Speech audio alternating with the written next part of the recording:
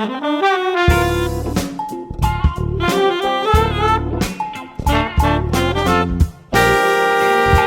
there and welcome. This is Vince of vinceprep.com and Agos Admissions Consulting. We're talking about the Berkeley essay set. I've been doing a series of videos. I love the Berkeley essays. They're a great opportunity for you to brainstorm and share with us a bunch of stories about yourself.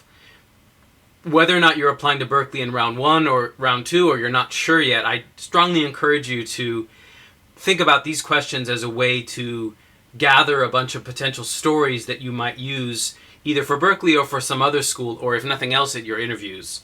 Berkeley's Essay 2 contains 3 options for behavioral questions, and at Agos we encourage you to think about answering all 3 of them as a way to share story possibilities with us. I've looked at the admissions process, writing application essays like assembling a Rubik's Cube puzzle.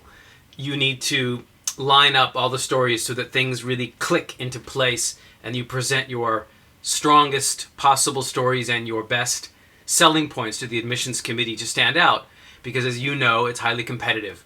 So here's the question that I'm going to be analyzing in this short video. Describe an experience that has fundamentally changed the way you see the world and how it transformed you. So one experience that transformed you. The question is ultimately going to be a 250-word essay, but as always at Agos, we encourage you to ignore that for now. And in fact, we don't even want you in the beginning to write an essay. We just want you to share a bullet point, a very rough and messy outline of what you might share. And here are some questions to guide you along the way. These are what I feel are some very simple but hopefully helpful questions behind the question. First of all, who were you before? And then who are you now? And most importantly and hardest to answer, so what? What do you hope this story shows us about your potential contributions to Berkeley Haas MBA, MBA peers, or your ability to achieve your goals? That last part might not stay in your final essay, but when you're talking to us at Agos, we want to know the point of the story so we can help you decide whether or not it's the right one to choose. And finally, let me just give a quick example. I was thinking about this earlier. If I were going to answer this question, I'm not applying to Berkeley, so I'm going to share my example with you. And also, I don't think you can copy my example because I think it's pretty unique. But I just want to give you an example of what I think is a transformative experience. So, my story has to do with silence. So as an American, I was always raised to believe that silence equals death. If you're not talking, if you're not contributing verbally to the conversation, then you're weak or passive. Also, as a boy, I had a pretty bad speech impediment. I stuttered, and also I had strange pronunciation of certain words. And so as soon as I could overcome stuttering, getting my words out in a choppy way, as soon as I overcame that with some help, I couldn't shut up. And I was always talking, and I thought that was good. Before I moved to Tokyo, I was living in New York City. I'm from California, but I went to graduate school at NYU, and I was definitely in New York, where the stereotype is very loud and aggressive, and you go, and you better speak up because someone will literally run you over if you're not shouting all the time.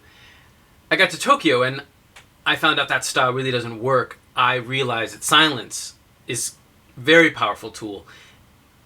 Example, yesterday I was giving a speech to a bunch of people in Shibuya at our office about applying to MBA, and I got to the end of my talk and I wanted the audience to ask me questions.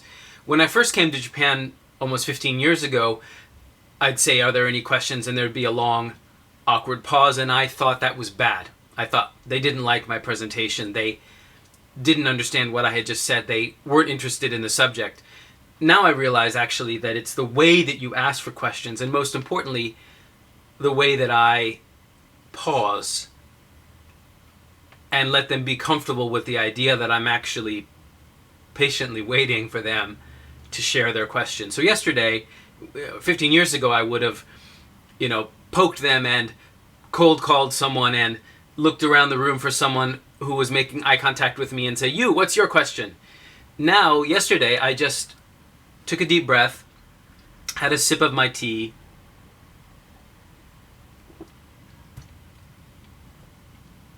calmed myself down, and then all of a sudden the hands started going up, and there were a bunch of people who wanted to ask questions, and they were really good questions, and in fact I didn't even have time to take all their questions. So the experience that's fundamentally changed me or transformed me was moving to Japan and changing the way that I appreciate silence in communication. So that's my short example. I hope that helps you brainstorm. I don't know if that's the story I'd share with Berkeley. I don't know if that story is impressive or helps them understand my potential contribution. It may or may not have anything to do with my life at Berkeley and BA or the things I want to achieve afterwards. It might not be the final example, but it's an example that I would share with my admissions consultant at Agos, and I'd also think of a couple more so that we can help you pick the best one that helps you stand out from the crowd and get invited to interview. All right, this went a little long. Thanks for your patience. As always, please subscribe to my YouTube channel for the latest updates. Best of luck with your applications, and bye for now.